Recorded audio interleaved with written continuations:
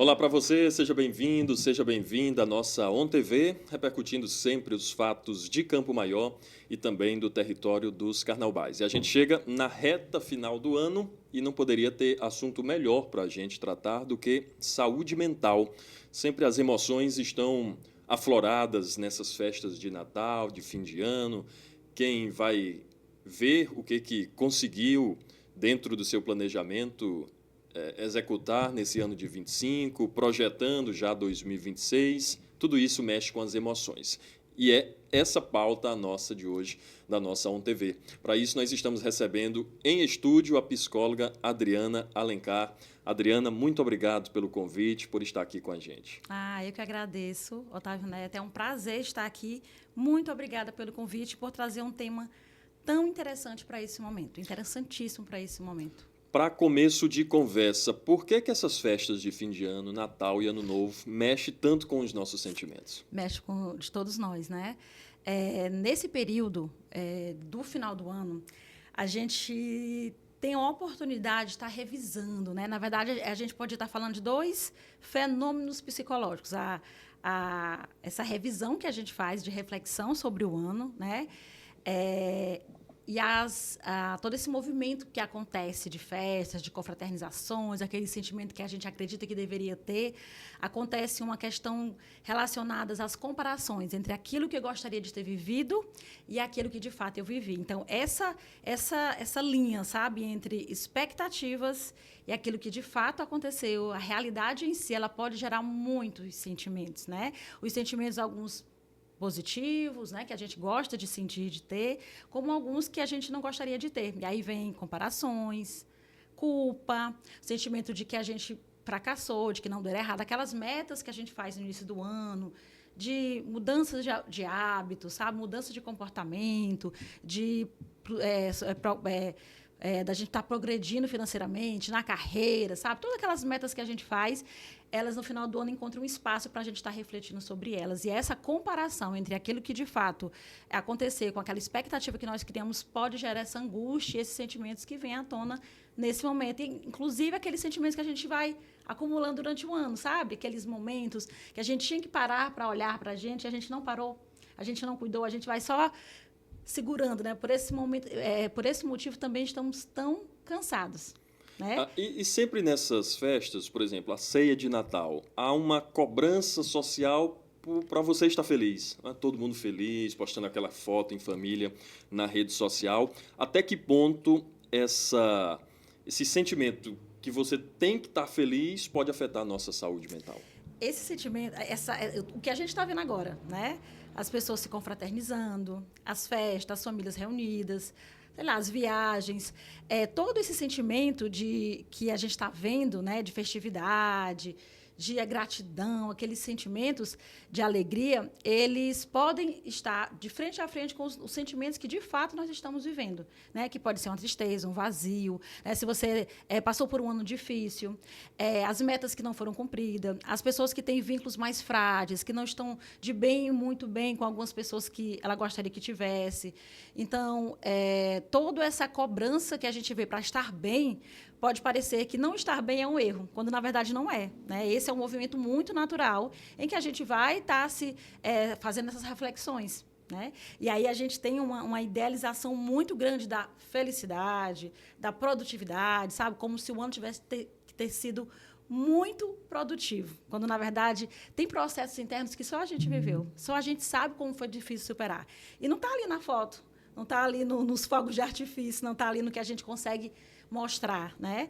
Foi muito processos internos desafiadores. Eu digo isso porque a gente vê na prática clínica pessoas que chegam no final do ano com esse questionamento, quando, na verdade, a gente é testemunha de tudo que elas viveram, dos limites que ela teve que colocar, das perdas que elas tiveram, sabe? Elas estavam em modo sobrevivência e agora estão se cobrando para estar mostrando todas as realizações.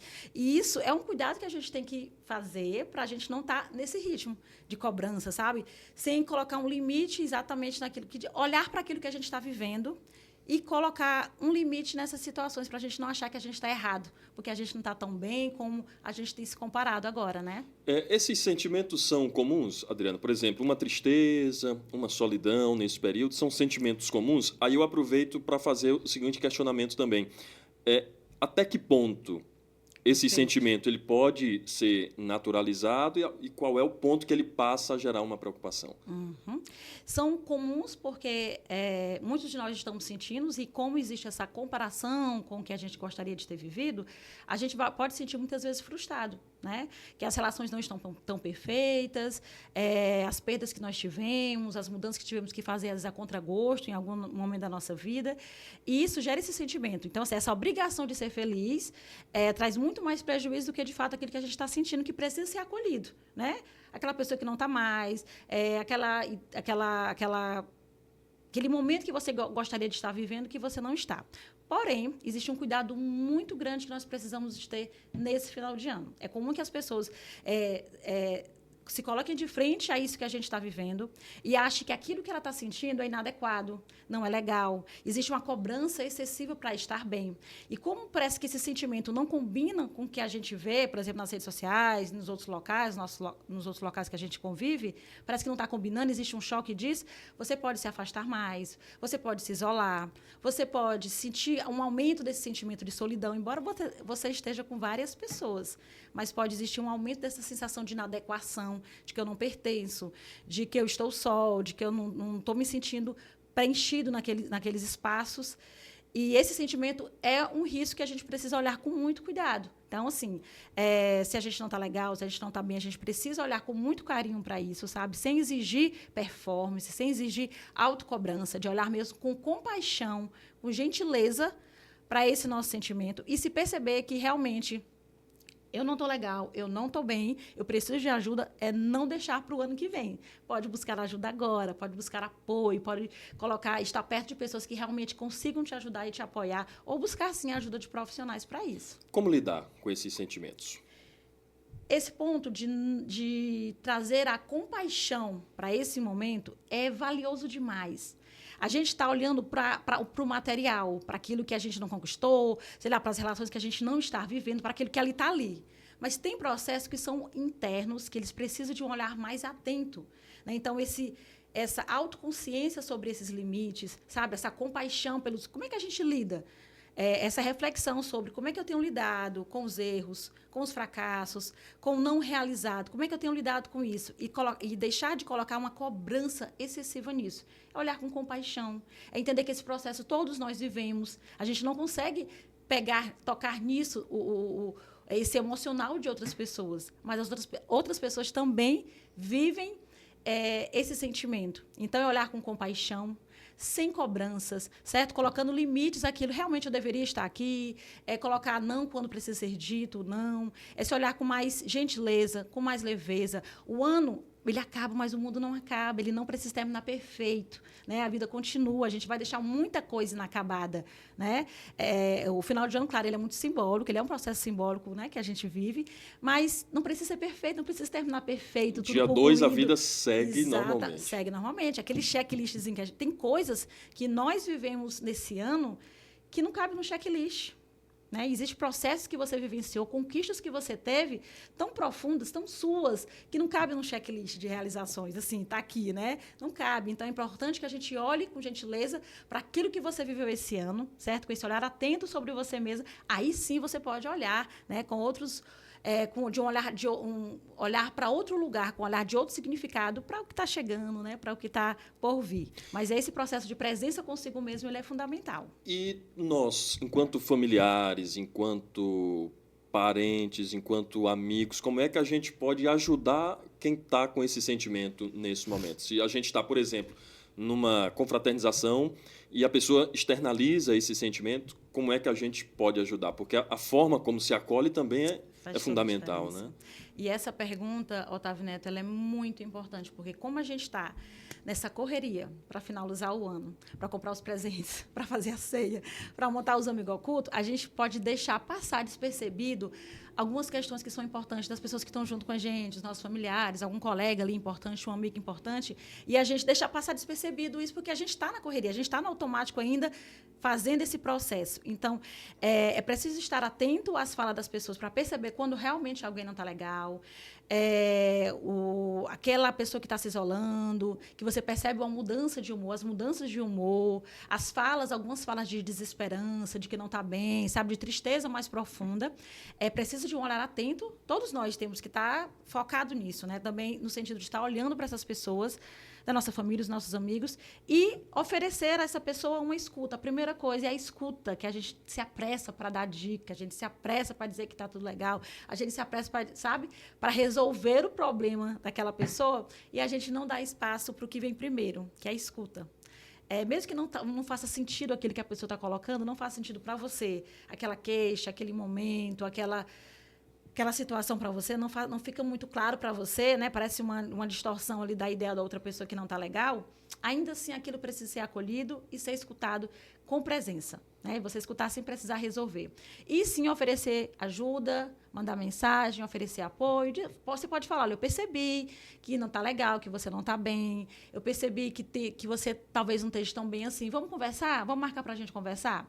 E oferecer uma ajuda direta também, né? Indicando profissionais, se você perceber que existe ali um sofrimento maior, né? De oferecer...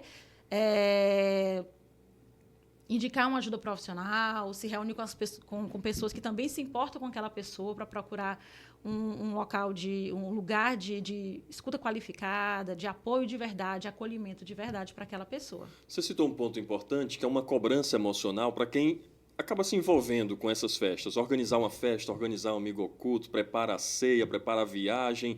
Tudo isso gera uma sobrecarga emocional. Como é que a gente pode lidar com essas atribuições que muita gente acaba absorvendo? Muita gente. Inclusive, eu estava pensando como, por exemplo, os professores das escolas, né?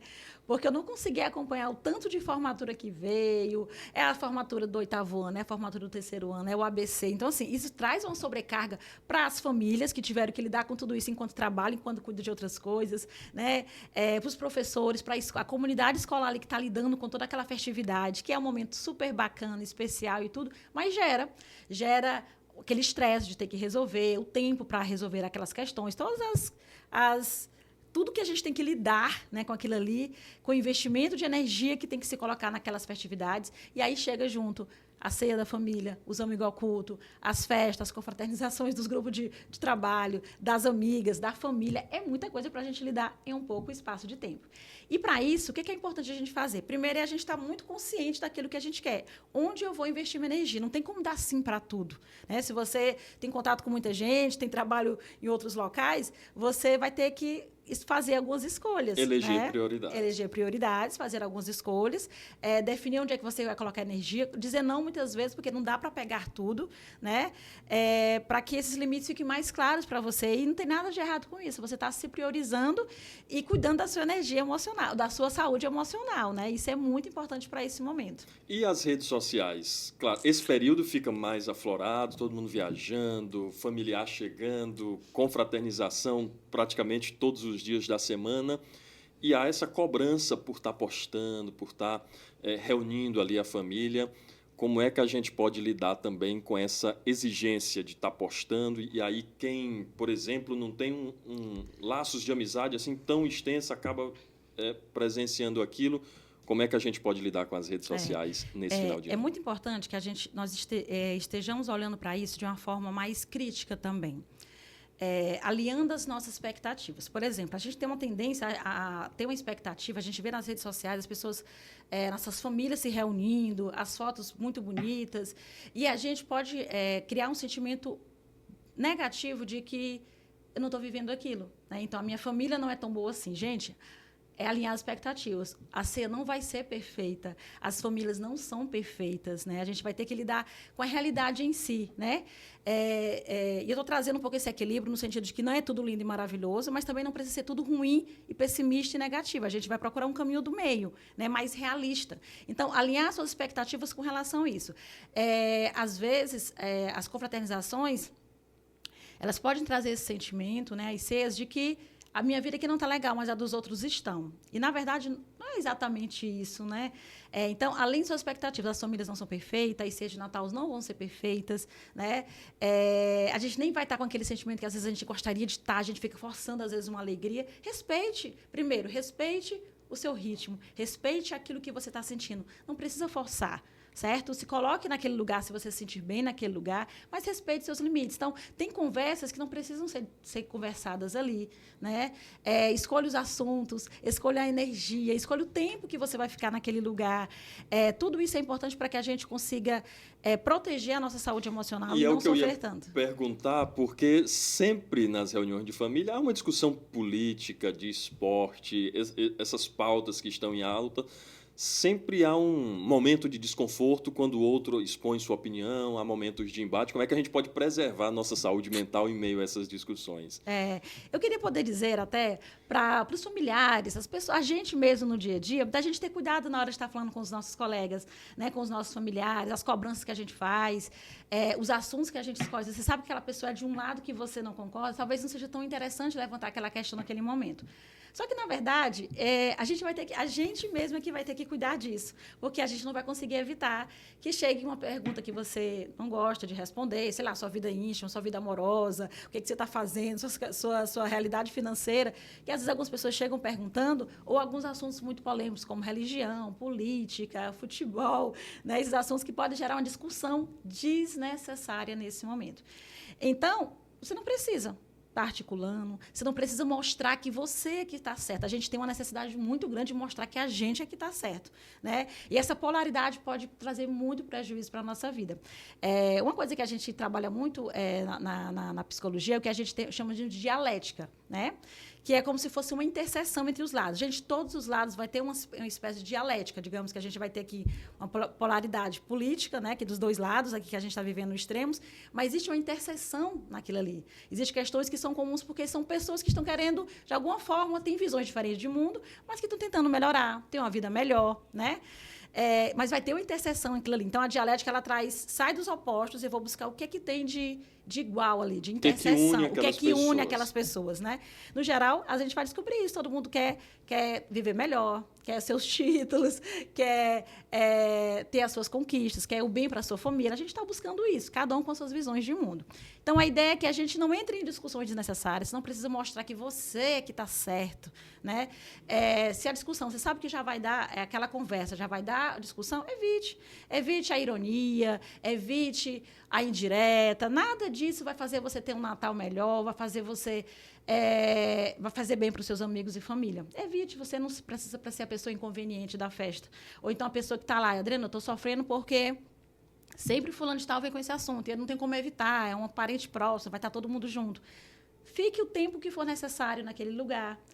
Se a conversa não estiver te agradando, você pode e tem o direito de se retirar, de mudar de roda, de beber água, de fazer outra coisa, de brincar com as crianças, para evitar discussões, né? Então, assim, coloque sua opinião, se posicione com gentileza, com educação, mas se você vê que a conversa não está indo para esse rumo, talvez não seja tão interessante levar isso adiante. Talvez seja mais interessante você colocar um limite, eu não quero conversar sobre isso hoje, vou proteger minha saúde emocional, e eu prefiro estar conversando sobre outros assuntos. E a gente está se colocando de forma mais consciente nessas conversas. Isso eu quero para mim, eu quero ter essa discussão hoje, eu quero estar falando sobre isso. Você não é obrigado a responder o que as pessoas perguntam.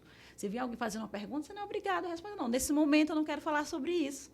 E pronto, tem uma pergunta inconveniente, um assunto que você não gosta. Gente, nesse momento eu não queria poder falar sobre isso. Deixa outro momento a gente conversa.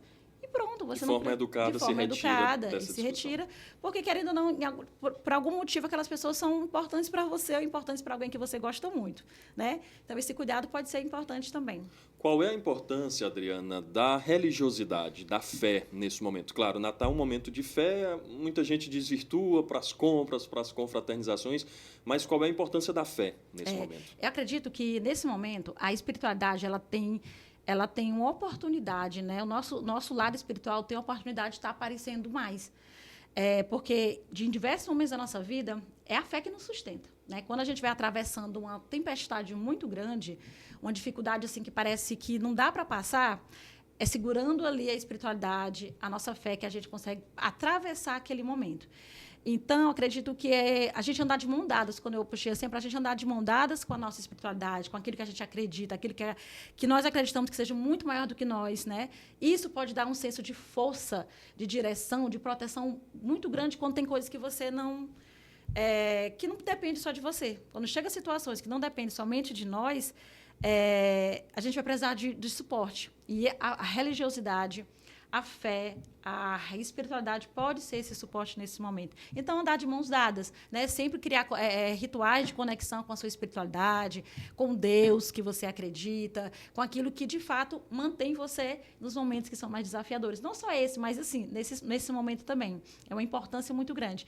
E aproveitar que esse momento a gente pode fortalecer a nossa fé, porque é um momento em que nós estamos, todo mundo falando de presente, de ceia, de confraternização, de final de ano, mas uma das datas importantes de religiosas é o nascimento de Jesus Cristo, né? Então, para algumas pessoas, esse realmente é um momento muito especial de renovação, sabe? Renovação de fé, de credo, de proximidade com esse Cristo, né?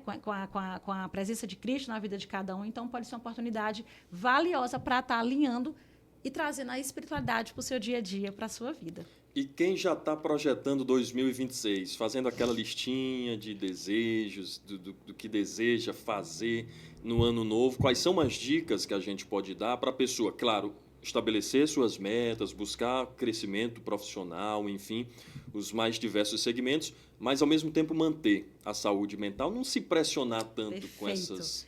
Excelente. Esse momento, a gente tem a tendência de já estar pensando, já fazendo nossa roda da vida, nossos objetivos, o que é que a gente quer para 2026. E é um movimento saudável, porque a gente está se renovando, porque a gente está colocando esperança, está colocando esse movimento para o ano que está chegando. É como se fosse, não, o que não deu certo aqui vai ficando, o que não foi legal eu vou deixando para trás, mas o que é que eu levo para 2026, o que é que eu quero viver em 2026. Então, é um movimento saudável. Só precisa ser olhado com realidade. Olha, precisa ser olhado com essa realidade colocada. Como assim? Por exemplo, com consciência. Primeiramente, talvez esse olhar de compaixão para o ano que passou é importante, né? Olhar sem medo de estar olhando, sabe? Mas realmente foi um ano desafiador para mim. Esse ano passei por várias situações, amadureci, aprendi muitas coisas, né? O que foi que ficou de aprendizado, o que eu gostaria de levar ou vivenciar em 2026. Mas tem uma coisa que é importante, 2 pontos. Primeiro é a gente buscar o autoconhecimento, porque quando a gente faz a listinha, sem se conhecer, sem saber os seus limites, né? Sem ter autoconsciência sobre você, a ideia é que haja muita frustração. Pode destoar. Pode destoar a sua expectativa, as metas que você coloca que são irrealistas. Então, esse autoconhecimento, esse olhar para você mesmo, ele é importante antes de dar esse passo das metas, né? E outro ponto é colocar metas realistas, né? Tá olhando para o processo, não tá olhando só para o resultado final. Essas metas realistas incluem coisas que você pode controlar. Aquelas coisas que você não consegue controlar e que não dependem somente de você, elas precisam ser olhadas com muito cuidado. Então, por exemplo, vou dar um exemplo bem simples. Eu quero passar no concurso em 2026. A gente tem que transformar essa meta em uma coisa que seja... que dependa somente de mim. Então, às vezes, vou aumentar minhas horas de estudo para o concurso do que passar no concurso, porque passar no concurso não é uma coisa que você consegue somente com você. Vai depender de tanta coisa, né? Da banca, de tanta coisa vivenciando, de várias questões relacionadas a isso. Não depende somente de vocês. Existe uma concorrência, existe uma banca examinadora, existe o instituto, existem milhares de coisas. Mas você pode olhar para você, o que é que eu posso fazer com relação a isso? Eu posso, por exemplo, aumentar minhas horas de estudo, eu posso diminuir o meu uso de telas para poder me dedicar a isso, eu posso cuidar da minha saúde física e emocional, que vai me ajudar a ter mais concentração e foco nos estudos, é focar em coisas que você consegue realizar, senão vai vir a frustração no final do ano, né? E esse ponto é importante porque a gente precisa olhar para o ano, e para o ano que passou, para o ano que vai chegar, lembrando que nem tudo é mensurável, nem tudo é uma metazinha mensurável. Tem tanta coisa que a gente vive no meio desse processo que não dá para quantificar ali, que foi vivenciado. Então, esse olhar é importante, essa direção para o que está chegando é saudável, é bacana, dá um ânimo para a gente de renovação, mas precisa olhar de forma realista para que não haja esse sentimento de frustração. Ou então que no primeiro mês a gente já abandonou tudo e está com os mesmos hábitos de antes. É começar mais lento, mais devagar, mais focado no processo que vai acontecer. E para quem está dentre essas metas para 2026, por exemplo, em cuidar mais da saúde mental, se tem uma meta nesse sentido lá, por onde é que a pessoa pode começar? E esse é um ponto importante, porque muitas das outras metas que nós temos, né, que nós temos ali... Parte justamente dessa. Elas são influenciadas pela nossa pelas nossas emoções, pela nossa saúde mental, saúde emocional. Quantas vezes no dia a dia a gente tem um monte de tarefas para resolver, mas a forma como a gente amanheceu o dia, o nosso humor, o problema que a gente está passando vai interferir no resultado daquele dia. Então, naquele dia você vai entregar o mais ou menos ali, porque você não está tão legal aqui. Então, nossa mente, ela vai influenciar muito o resultado das outras metas. Então, por isso que é tão importante esse cuidado. Pergunta valiosíssima. Então, vamos lá. Como é que a gente pode estar cuidando? Primeiramente, a gente está olhando para esse autocuidado, não como um autocuidado estético, físico, não é nada disso. É priorizando coisas muito básicas que a gente vai deixando de mão durante o ano. Como, por exemplo, dormir bem, porque a gente tem abandonado muito esse hábito que é essencial para a gente estar bem no outro dia. A gente está dormindo cada vez menos, né? Eu costumo brincar. Como é que os nossos avós, eles dormiam que horas? Eles dormiam o quê? 6 horas da noite. Os avós, os bisavós. Se for perguntar, eles dormiam 6 horas, estava todo mundo ali. Já tinham jantado, ficava conversando ali na porta e iam dormir. Isso nos interiores, né? Na zona rural, que era muito comum. Hoje, que horas que a gente está dormindo? 10, 11, 12, meia-noite, né? Então, não tem saúde mental sem uma boa noite de sono. É preciso priorizar hábitos que sejam saudáveis. Sono regular, né? De qualidade, atividade física, alimentação leve, balanceada, saudável, né? É importante que a gente olhe um pouco mais, talvez, para as nossas relações, não no sentido de cobrança, né? De expectativas que a gente cria, sabe, daquilo perfeito, mas da gente perceber que as pessoas com quem a gente convive, as pessoas que a gente tem relação, têm uma influência muito grande na nossa saúde mental. É importante que a gente invista em relações saudáveis e porque relações que não são saudáveis, elas podem minar muito a nossa saúde mental. Então, é importante que a gente esteja dando atenção para esse aspecto da nossa vida. A forma como a gente se relaciona, as pessoas com quem a gente convive, porque relações saudáveis, elas fortalecem a nossa saúde mental e, ao contrário disso, piora muito. Então, assim, está olhando para alguns hábitos ali, coisas do dia a dia, né, que nós podemos colocar, aprendendo a colocar limites, né, nas nossas relações, no que a gente se cobra demais, esse olhar de compaixão que eu estou falando desde o início, é no sentido da gente... Compaixão não é passar a mão na nossa cabeça e dizer, está tudo lindo, maravilhoso, assim, pois tá bom. É olhar, tipo assim, isso aqui foi legal, isso aqui merece o meu reconhecimento, isso aqui foi bacana, sabe? Esse reconhecimento sobre o nosso processo de ser humano, né, de sentir um monte de coisas, por exemplo, mas ter esse olhar acolhedor e diga assim, para onde eu quero me guiar, quais são as coisas, o que é que de fato importa na minha vida que vai me guiar para os passos seguintes. É ter lucidez nesse momento de avaliação. É isso, Otávio Neto, é ter lucidez nesses momentos de autoavaliação. Essa consciência é exatamente isso, é ter lucidez, é não se cobrar além da conta, uma expectativa totalmente irrealista que a gente fica todo o tempo se comparando e olhar com clareza para aquilo que de fato importa. Às vezes a gente não está olhando para o que importa. Às vezes até a sua lista de metas pode estar muito relacionada ao que você acha que deveria viver, que deveria ter, que deveria comprar, que deveria experienciar. Tem nada a ver com aquilo que de fato é importante para você. Por isso que às vezes, muitas vezes tem um vazio que nos acompanha, porque a gente está focado e gastando energia com coisas que nem são importantes para nós. É o que a gente acha que deveria viver. Às vezes viu no outro e deseja que aquilo a gente deveria viver. E não é tão simples fazer essa separação. É um processo de autoconsciência, de terapia, de reflexão que vai nos ajudar a dizer aqui o que de fato importa para mim. O que é importante na minha vida? Né? Quais são os meus valores que realmente guiam as minhas decisões? Isso é mais importante do que aquela listinha que a gente está colocando de realizações para o ano seguinte. Perfeito. Adriana, nesse momento final, eu queria deixar um espaço aqui para você se dirigir ao nosso telespectador, aos nossos ouvintes, deixar uma mensagem para esse Natal, para esse Ano Novo. Então, é isso, né? Eu gostaria de dizer que a gente precisa se apropriar dos nossos processos individuais, se olhar com mais amor, compaixão, com afetividade de verdade para nós também, né? Aprender a colocar limites, lembrar que um ciclo se fecha com o final do ano, mas não precisa terminar, não precisa estar perfeito para a gente dar continuidade aos nossos processos. A gente vai fazendo e criando a nossa vida, caminhando como a gente quer, de um passo de cada vez, com os nossos processos. Então, olhar para isso com consciência, com presença de verdade, com a gente mesmo, é fundamental para a gente ter uma saúde mental melhor e seguir ali vivendo a vida que a gente gostaria de ter. Excelente mensagem. Adriana, Feliz Natal e um ano novo cheio de boas notícias para nós. Obrigada para todos nós. Feliz Natal para você, para a sua família. Que você tenha aí um ano novo aí de acordo com os seus valores, né? De acordo com aquilo que você espera ter, né? De muita saúde e prosperidade na sua vida. Amém. Conversamos com a psicóloga Adriana Alencar na nossa OnTV de hoje. Você assiste a nossa entrevista completa lá no nosso canal no YouTube. Os cortes a gente sobe sempre nas nossas redes sociais. Tem o Instagram, tem também o TikTok. Para você, um Feliz Natal, um 2026 cheio de coisas boas, claro, de muita informação e, de preferência, muita informação boa aqui com a nossa OnTV. Um abraço, até o próximo ano.